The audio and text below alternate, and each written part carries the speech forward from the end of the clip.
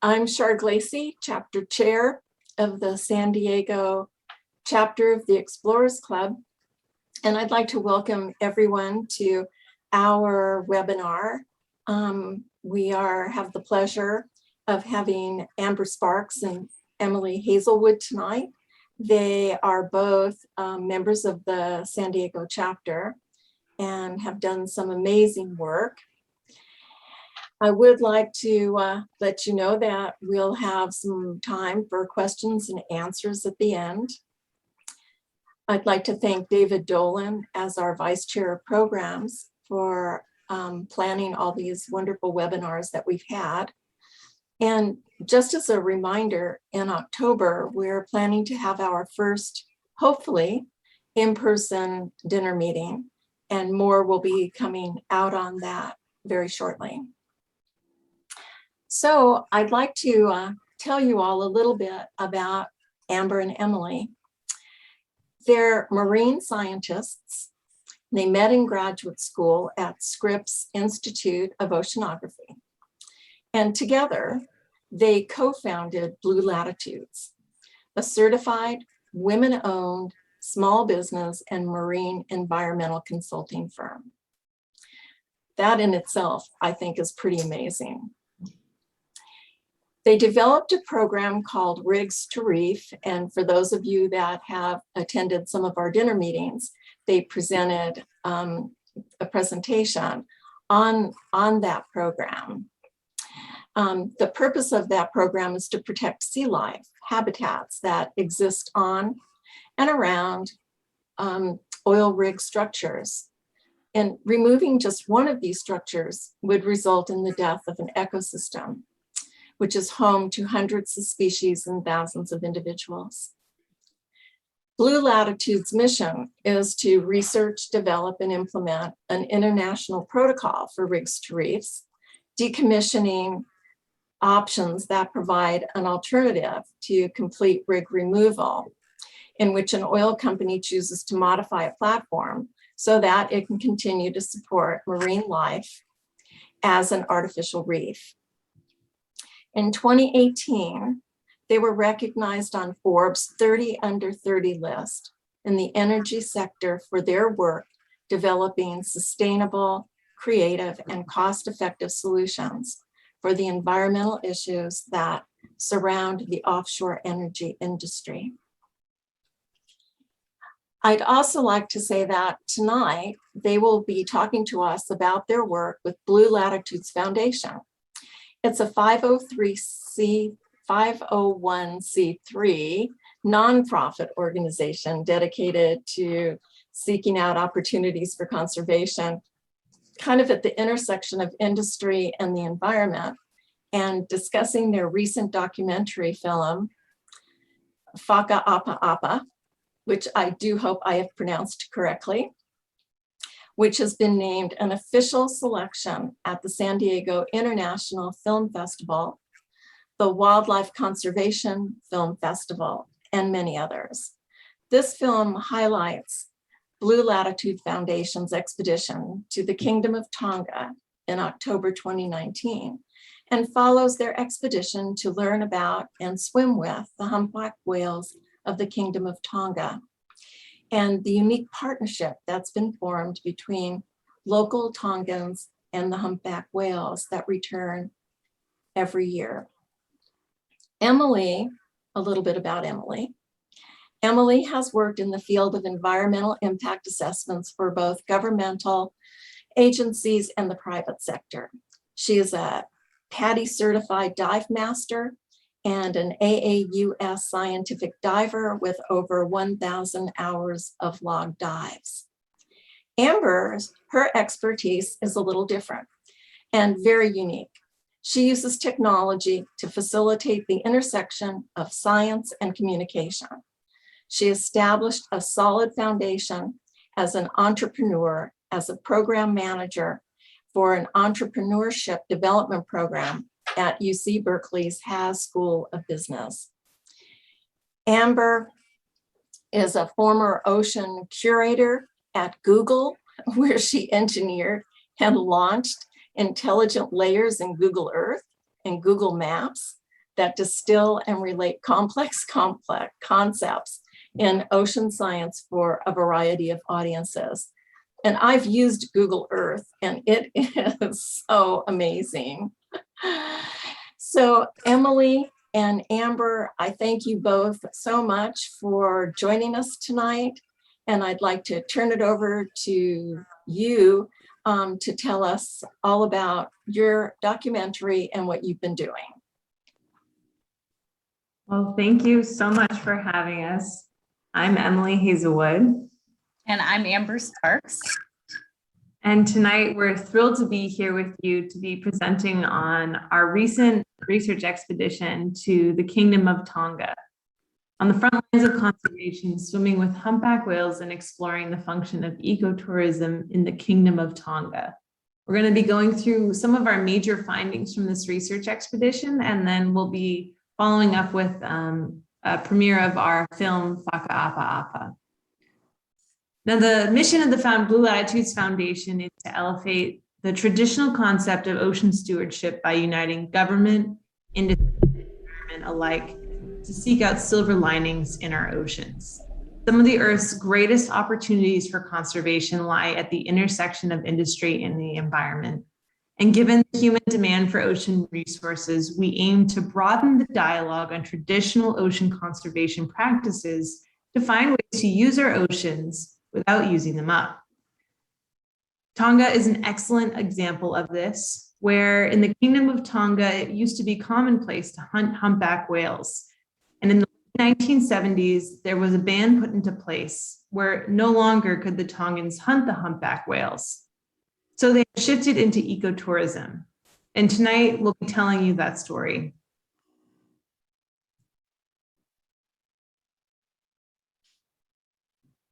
Tonga is a small island nation made up of more than 170 islands. We traveled to the island group of Vava'u, which is in the northernmost section of the Kingdom of Tonga. Tonga is unique in that it's one of the few places in the whole world where you actually can get into the water and swim with humpback whales. Now, the people of Tonga have had a fraught relationship with humpback whales, and they used to hunt them actually using the traditional kalia, which is a type of sailboat, and they would come up on the whales and hunt them up until the late 1970s, when the King of Tonga recognized that these populations were nearing extinction amongst the Tongan island waters and put a ban into place in the late 1970s. Since that time, the breeding population of humpback whales in the Kingdom of Tonga has come from an all-time low of just over 50 individuals to more than 2,000 breeding individuals.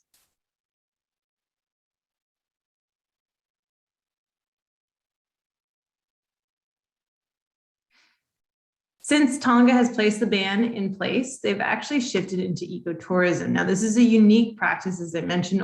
There's only one other place in the world where you can actually get in the water and swim with humpback whales.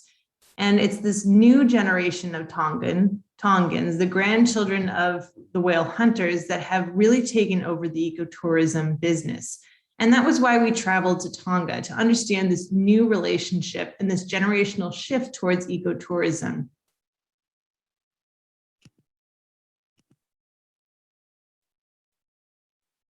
So the purpose of our time in Tonga and our expedition to Tonga was to assess the sustainability and profitability of ecotourism in Tonga, because ecotourism can have a dark side. It's not always necessarily benefiting the local economy, the local people, and sometimes it can actually not be very sustainable and have a detrimental impact to the local ecosystems. Now, Tonga is very unique because the whales migrate here every year to use the warm tropical waters, shallow waters as their nursery grounds for their young. So it's a very fragile, sensitive environment. And we were very curious to see how sustainable this shift into ecotourism was. We also traveled there to film our experience. We wanted to document and interview as many locals as we could to understand this story during the short amount of time that we were there. While looking at ecotourism, we wanted to understand, is it sustainable? We also wanted to know, how has plastic pollution impacted this industry? And is there plastic pollution present?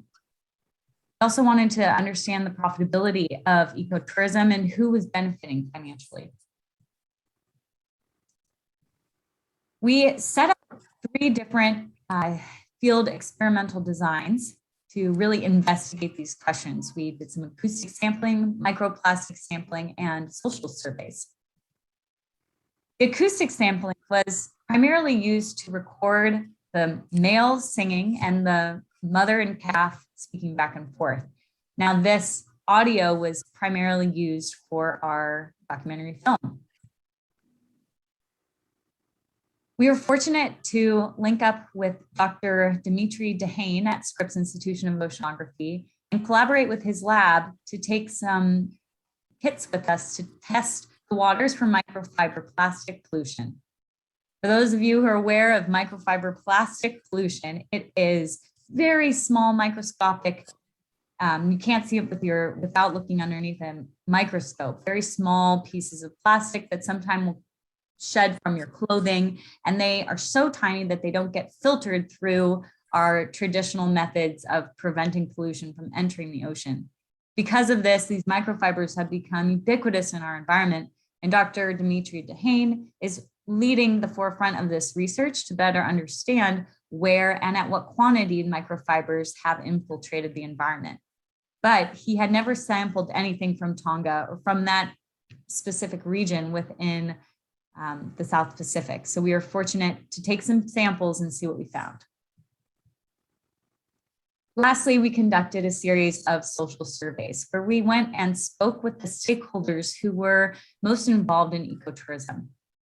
The purpose of this was to understand from the people how ecotourism had impacted them from an economic and social perspective. Jumping right to our conclusions and our findings from the microfiber sampling, we found that out of every sample, there was an average of approximately 4 fibers per sample. And this is a close-up image of what that small microfiber looks like underneath the microscope. As you can tell, they are very small, but the fact that they were in every sample was a very interesting finding. And we're working with Dr. Dehane's lab to actually publish these findings. We also conducted an ecosystem health assessment, because when you have an increase in tourism, you can also have a degradation of the natural environment. So we wanted to quantify that and understand how it had impacted the coral and the fish species. So this was all research done desktop-based by looking at other data that had been collected. And what we found is that the reef and the fish richness were pretty healthy. And the reason for this, if we take a closer look, is because tourism in Tonga has increased gradually over the past 2 decades. The graph on the right shows you increases in tourism over the past 2 decades from a variety of nations.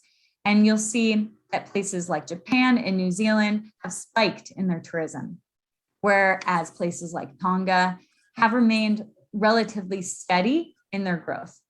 Because of this steady growth, the impacts to the ecosystems have been relatively minor, allowing the health and the corals and the fish species to continue to thrive as tourism increased. But our results were not so clear-cut. We identified several opportunities and constraints associated with these results. Some of the positives that we saw from our study was that the tourism in Tonga was increasing steadily. And that meant that we were seeing limited environmental impacts on the surrounding marine habitats and environment, and growth was steady. The islands were not becoming overwhelmed by an influx of tourists.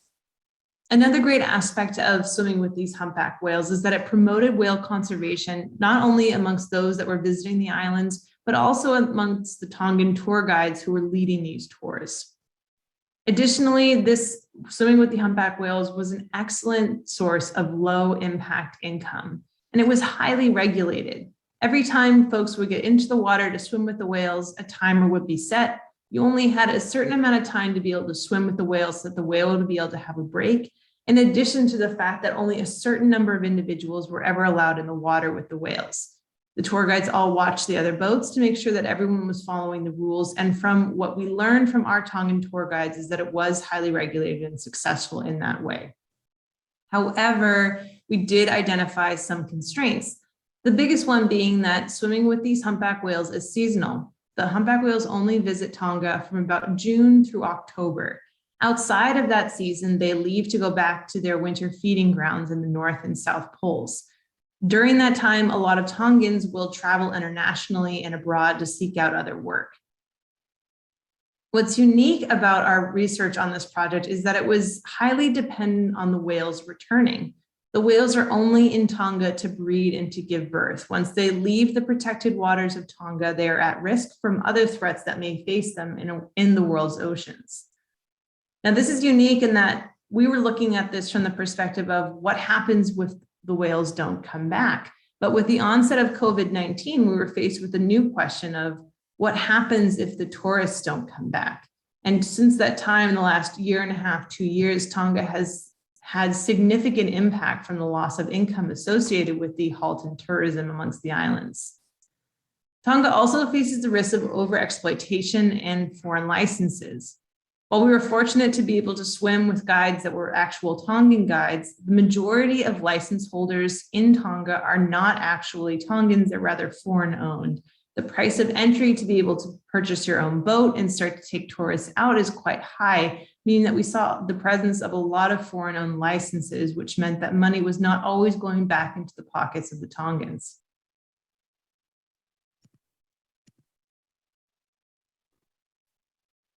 Looking ahead, we see that Tonga has made a definite shift into a new generation of eco-warriors, a millennial generation that is seeking to protect the ecosystems that these whales call their homes and also protect the integrity of the whales to sustain their own livelihood and the economy that's associated with ecotourism.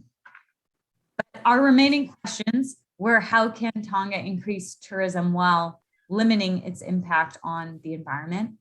What happens if the whales don't return, or what happens if the tourists don't return?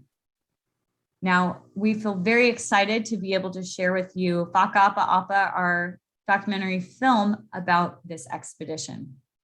The film, as Sharon mentioned, has been selected for several film festivals. The one that we're very excited and proud to share is it's been selected for the San Diego International Film Festival. But we'd like to just take a moment to share it with you all here today. So give me a moment here and I will share it with you on my new screen.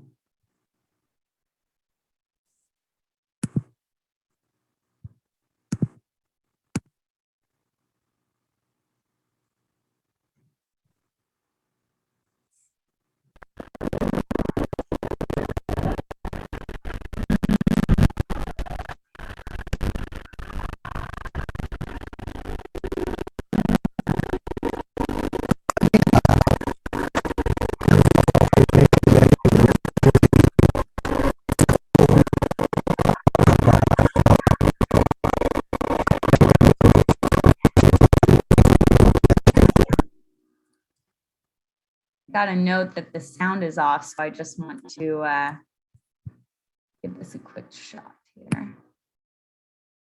Okay.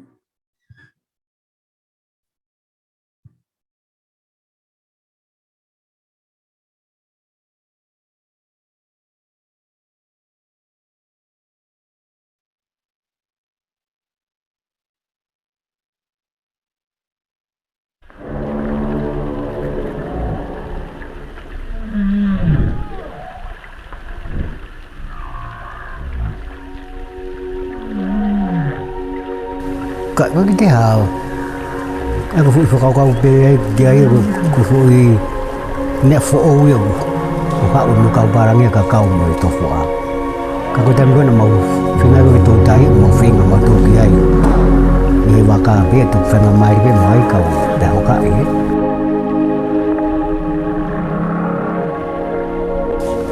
Ne whaam bepuke ki hoko atu. Ka ngā whongo ta awhi o nei ngā ku ki mau ngā paangai ai mautol kona mau whangata. Pe toi lawe pe mo kakai anu whakatau mo ni au.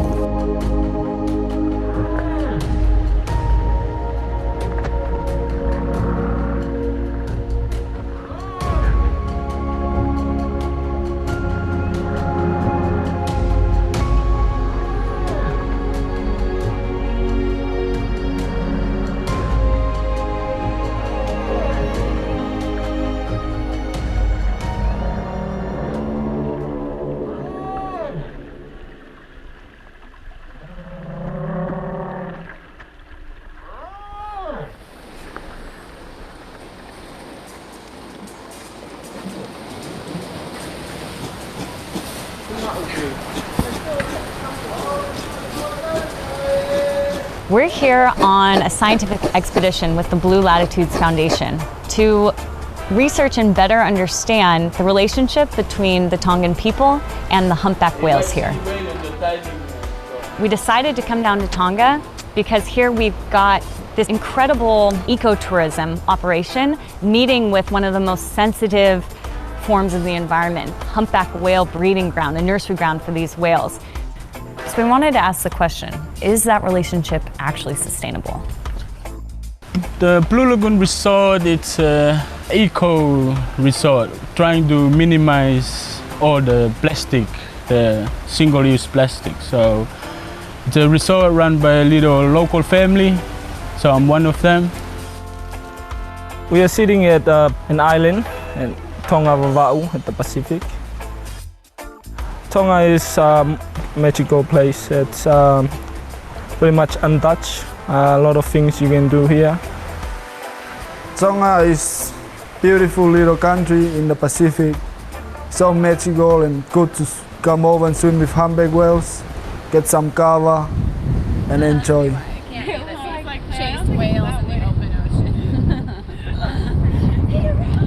These brothers, they've been our whale tour guides essentially this whole time, driving the boats, The baby fluke there. taking us out to the whales, guiding us in the water with the whales, and also teaching us about the local population here. And these brothers that work and live here at the Blue Lagoon are potentially the face of the new generation of conservation here in Tonga. And they are one of the few licensed tour guides that are actually Tongan.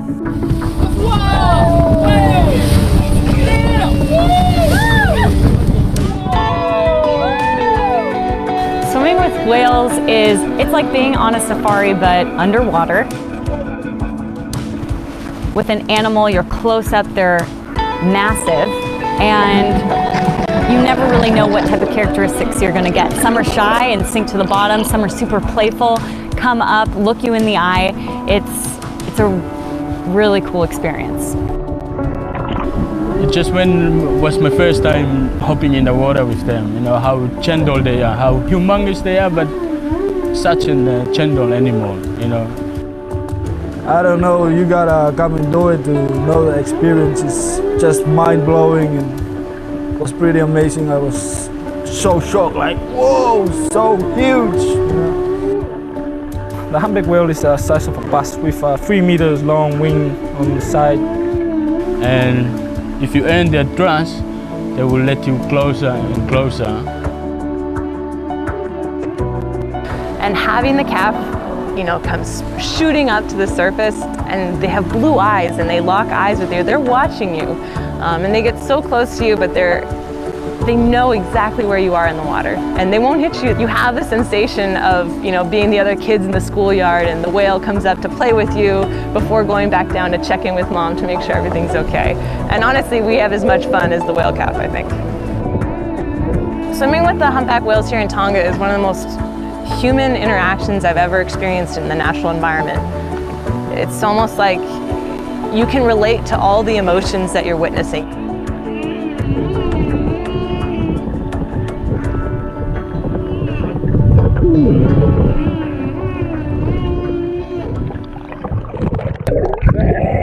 That was unreal. What we found is that it's more complicated than we thought. Not only is ecotourism something that doesn't occur year-round, it's only when the humpback whales are here, but it's also, from that sense, not sustainable because then you're unemployed for 7-8 months of the year. So for our income for our now pretty much it's come from whale watching. Pretty much I would say maybe pretty much 100% out of it. Here in Tonga, because ecotourism is so hyper-focused on the whales and they're only here for such a short season, there are bound to be some issues that arise from that. And we went to the town of Vava'u to get some answers.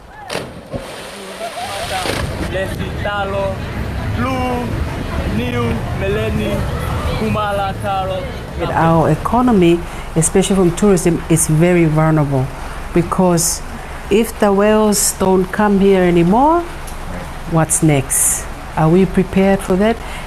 I know in the last 10 years since I've been here, there was a lot of complaints from some of the people who own restaurants and also accommodation. They said that basically what the whale watching season have done to their business is narrowing down the season to only effectively 3 to 4 months. In the early days, in the 70s, 80s, 90s, literally it was all year round for them. So what they do, they have to manage and budget to be able to operate the whole year.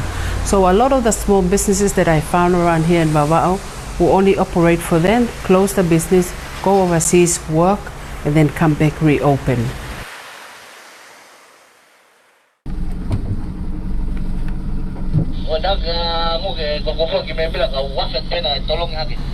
But over here, when low season is, I go to Hunga. It's a village where my mom comes from. In Hunga is everybody is so much caring and they respect for who you are, and everybody's so lovable there.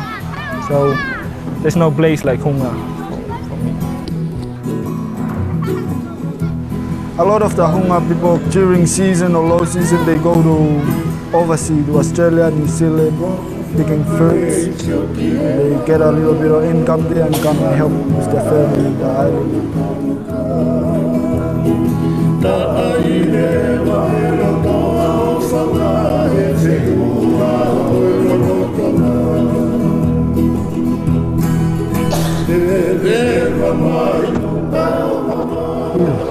Yo ne ta vu nga ko ki foi thanga mari ka mau to gon ka fa ngata ka ko te mo ne ta ofia yo au ko mau to be on te on pe ka to ka kai nga ko ki mau nga ki ki yo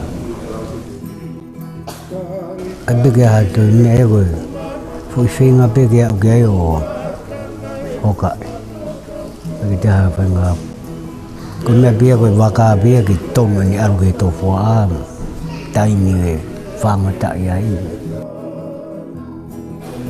Mimi marunga pe toko waru, awi foi pe o toko fa be o ke fai be fangata. Foi waka pe ko fai hoka. Wakalahi. Ika mabena ki te fa foka ko ke hoko atu. Ko ke hafu pe wa parpare mai o. Ko me bene ngari ngo fa na mata to fa ko me be na wa na fa nga mali ai na to wi boy ngai wa ka mo me no le sita mo.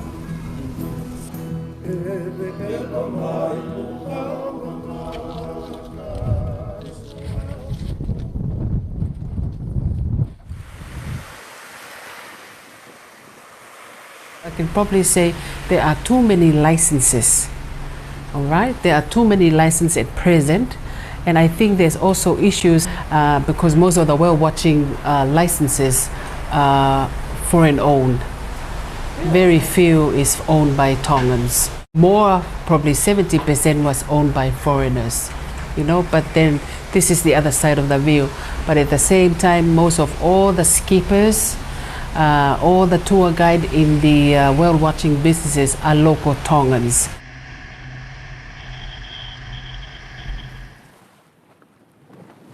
During the season, the hard parts is everybody's out there like plenty boats. And then the hard part is you have to be there early to get the whale before some other boats on the whale.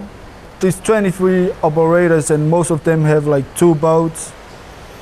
It's very sad to see it because we want the whales to come every year. Like, because this is for us, our business and life, you know. Until you finish your 1.5 hours and you think the whale will have a rest, but not, they hop straight in. And that is one of the hardest parts, just to try to give the whales a break too. You know? More people come here for photographer and stuff like that, and they're trying to harass the whale, So I'm watching pretty much if they can stop the licensing, just cut it down, try to make it less.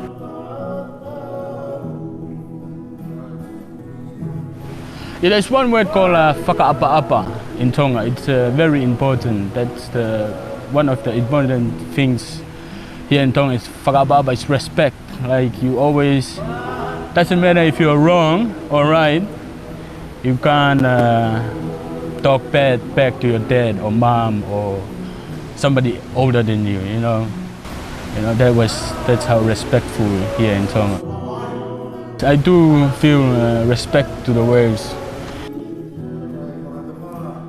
If the whales don't come back one year, I think that it could very easily just fall apart. I think ecotourism here is kind of vulnerable because it's only relying on one thing, and that's if the whales come.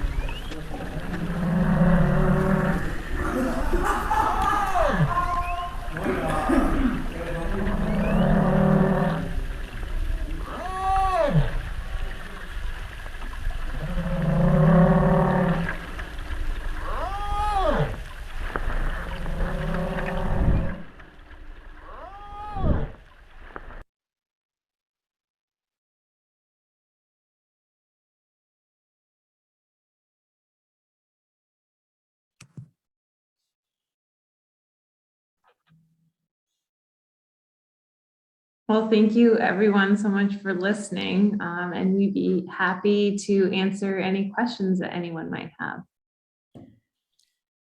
Thank you. Honestly, that film is simply beautiful and in a way kind of heart-wrenching.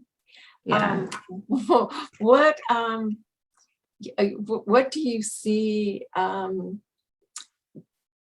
being able to be done about the license problem?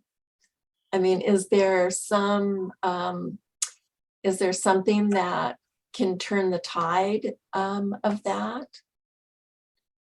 It's a combination of two different things. One, it's a double-edged sword. When you have these foreign entities coming in and they're hiring Tongans, it does provide income and a job. But on the other hand, you want the Tongans to be able to have more ownership of the business itself. And so it's almost a combination of policies to limit the number of foreign licenses coming in, but at the same time granting opportunities to give Tongans access to vessels and resources to be able to manage those tours themselves. But it's a challenge, and they are extremely limited just because that is the big source of income. The other, most Tongans, if they're not doing whale watching guiding, they're also, the two other sources of income are growing kava and vanilla beans. So they're limited in terms of getting access to those resources. And that was what we talked to a lot with, you see in the film Lucy. And we continue to talk with her about it because it's certainly something that they're dealing with. And now with COVID, it's become even more obvious how vulnerable that industry is. Are there any other ecotourism opportunities that that can be instituted there? I mean, hiking, birding, just other things like that that might bring in additional income at different times of the year. Yes, so we did talk about that with them, and one of the other forms of ecotourism that they have there is they have a beautiful botanical garden. It's a destination for a lot of sailors.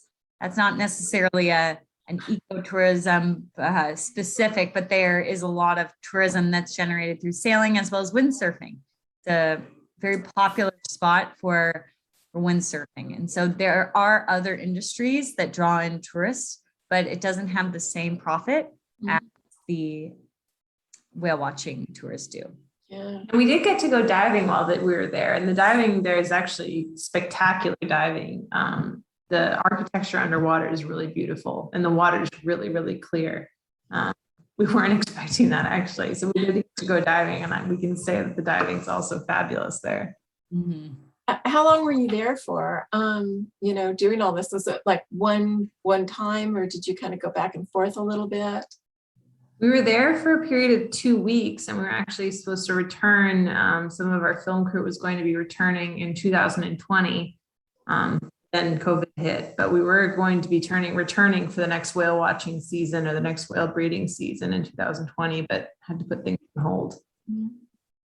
I have to say, when I watched that show, I kept having flashbacks to 1986 when the movie Star Trek the Undiscovered Country came out. And for those who may have missed that, most Explorers Club members I know are Trekkies. But in any event, the premise of the story is up in the year, 2286 in the future, a alien probe was coming to the Earth, which was still in existence, and sending a message. And nobody could figure out what it was. And there's all sorts of turmoil going on because the message was also causing havoc with the atmosphere and the ocean and so forth. So, of course, Dr. Spark figured out logically that it was a message from an extinct creature, the humpback whale. And so the probe was sending this energy to Earth, and nobody could understand it. And so when they figured that out, they figured out how to go back in time. And of course, they do that on TV, whipping around the sun with the Enterprise. And they go back to the mid 1980s, and they figure out how to get a couple of humpback whales in the belly of the ship they were in. It wasn't the Enterprise; it was another vessel. In any case, they gone back to 2286. They were there, they communicated, and everybody lived happily ever after. But those who think that movie may have raised a lot of consciousness on the saving of whales. I'd like to know if that's true. You might be interested to know that Gene Roddenberry, the inventor and creator of Star Trek, was a member of the Explorers Club. And Michelle Nichols, who played Lieutenant Uhura, the communications officer, was engaged by NASA to recruit women astronauts, and she did so very successfully, particularly African American astronauts. So there's my little Star Trek thing. But I'm curious to know if you heard much. Is that anecdotal or is it factual that movie may have raised some awareness that made a difference? It's really interesting that you say that. I mean, when the humpback whale ban went into effect, it was because scientists collected some of the first recordings of the humpback whale singing.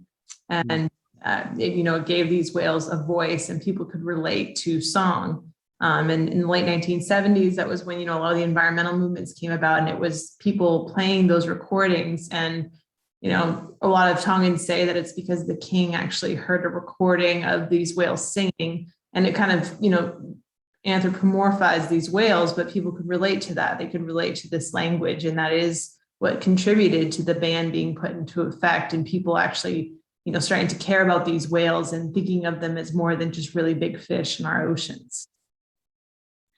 Yeah, it's, I actually way back then remember getting something in National Geographic that was the ability to put it on my record player and play the sound of a humpback whale. Now, okay, so that does date me a little bit, but truly, that was the first time I think I ever heard the sound of a humpback whale, and it actually came in the National Geographic magazine. Oh, that's so cool.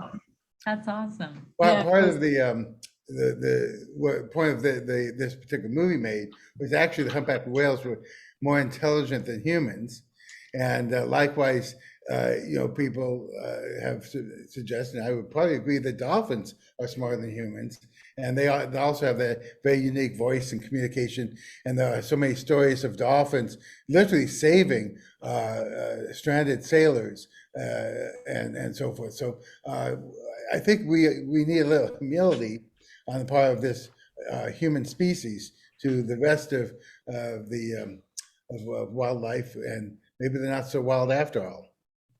Yeah, you definitely have that sense in the water is their intelligence level and their emotional intelligence and just their intelligence in general. I don't think it's their brains don't view things the way that our brains view things, but it doesn't mean they're less intelligent. In some ways, I think they might actually be more intelligent and have more emotional intelligence that we humans do. And it's obvious in the water that I've never interacted with something like that in the natural kingdom, where you're watching something that's equally engaged with and watching you and studying you.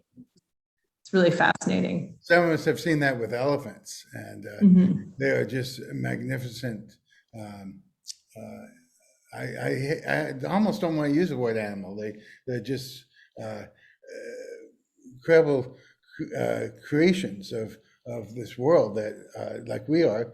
They have very good maternal instincts, but they're very big.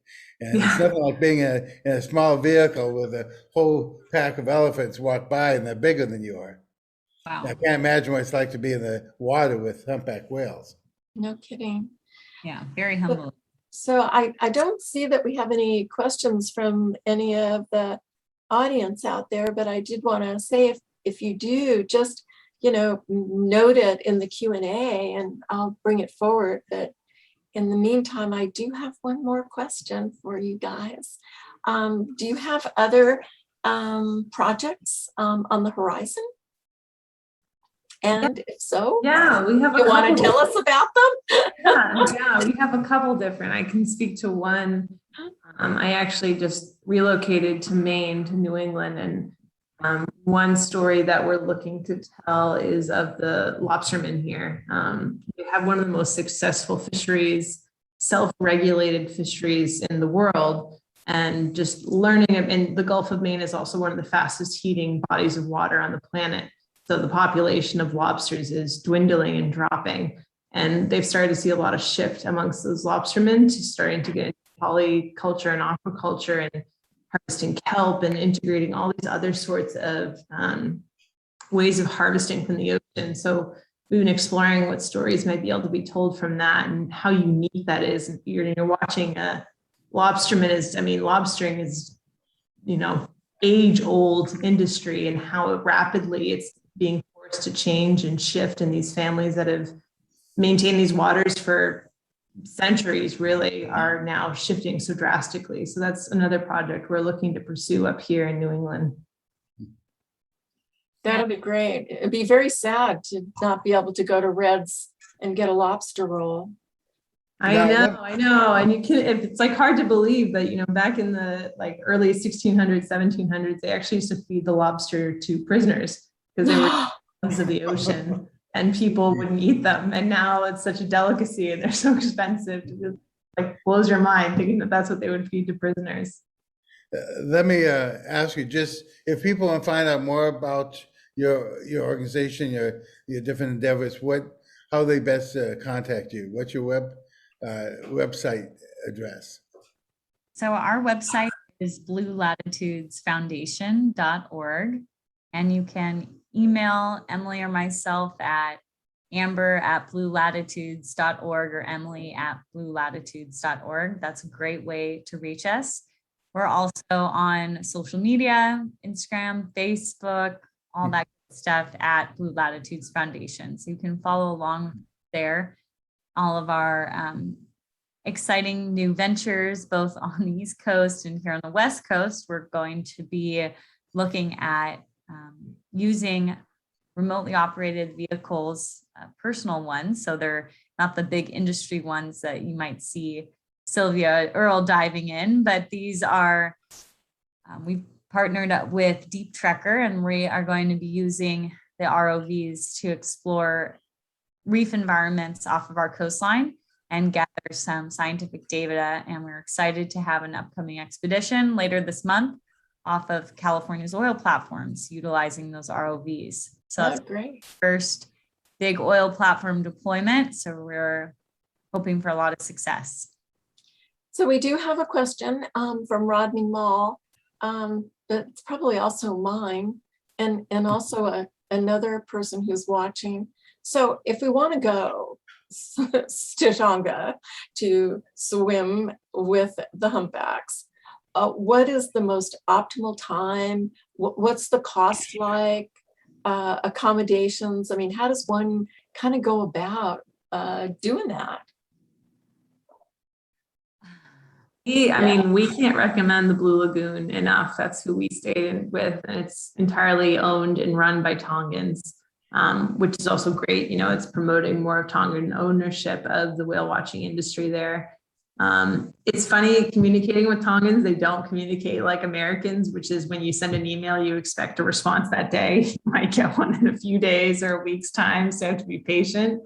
But generally, the whales start to arrive in June and they start to depart in October. So within that time frame is the best time to go visit to swim with the humpback whales.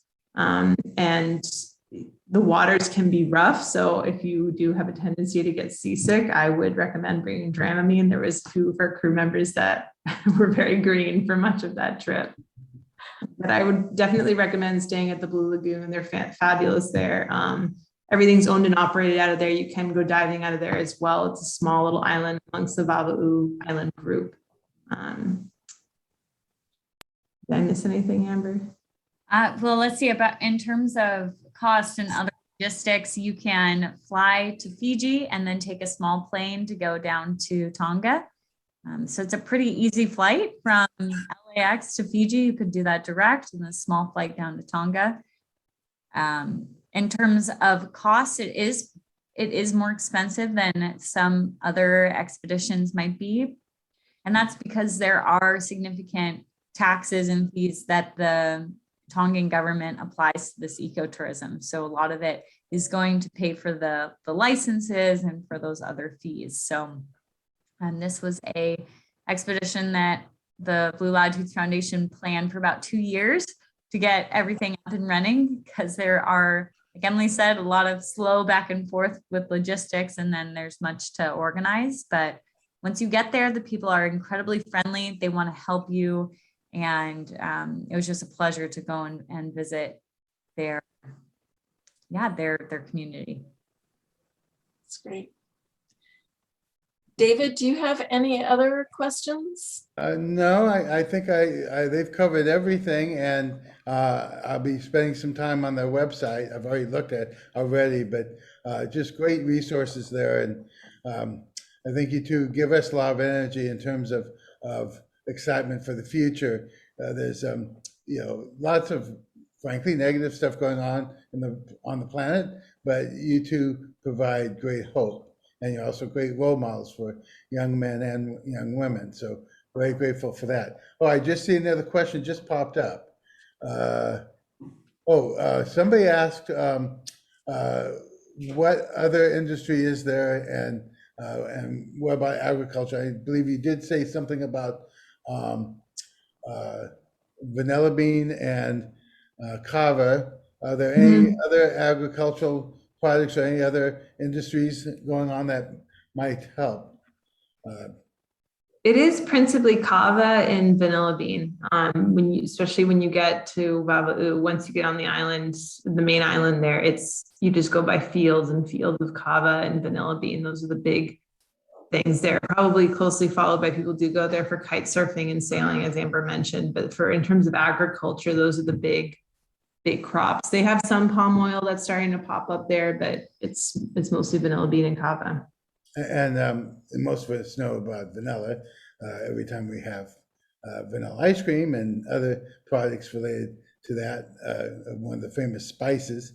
But some people may not know about kava. Perhaps you could just give us a quick orientation on what the significance of that, particularly in that region of the world. Sure. So kava it's a very unique drink. It was historically and is typically drinking by the men in Tonga.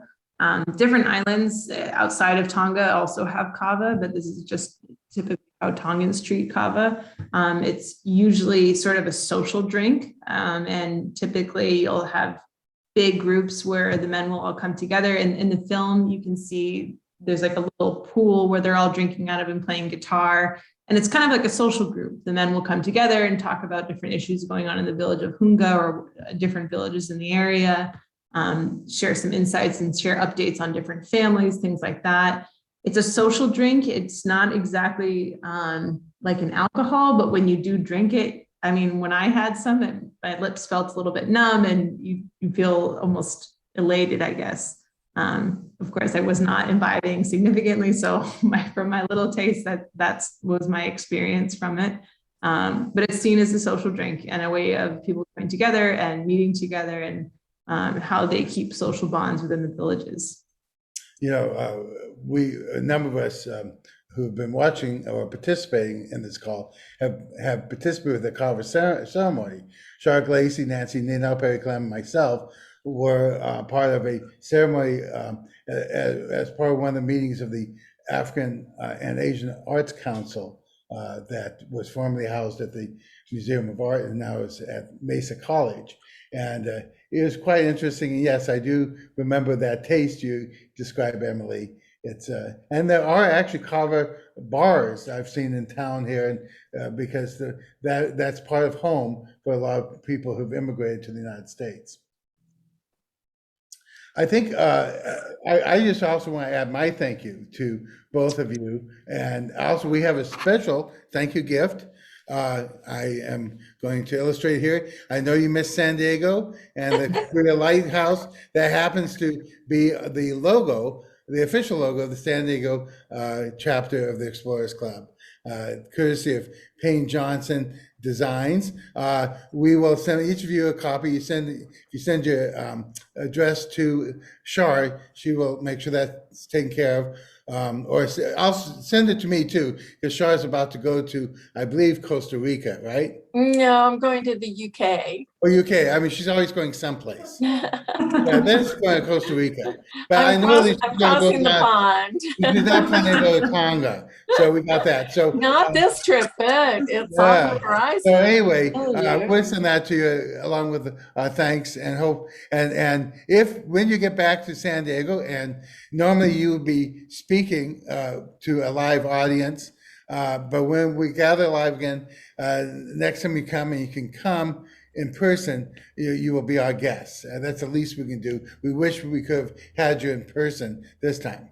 So speaking of meeting in person, we're fairly sure we can do it, but we're going to wait and see. We have made reservations, and this is to our friends in San Diego. Anybody from LA who wants to drive down or beyond. On the 12th of October, we'll be hosting Captain Fred McLaren, retired captain of the U.S. Navy, formerly the captain of Queenfish, the U.S. Navy nuclear submarine, I might add. And he's also the former president of the Explorers Club, and been, I believe, also the president of the Polar Society. He'll be signing copies of his 4th book, and that will be interesting. He's spoken to us before, but this is all new material. We're going to have the dinner this time at Phil's Barbecue on Sports Arena Boulevard. They have a separate meeting room that's rather large. I think we'll be spaced out a bit.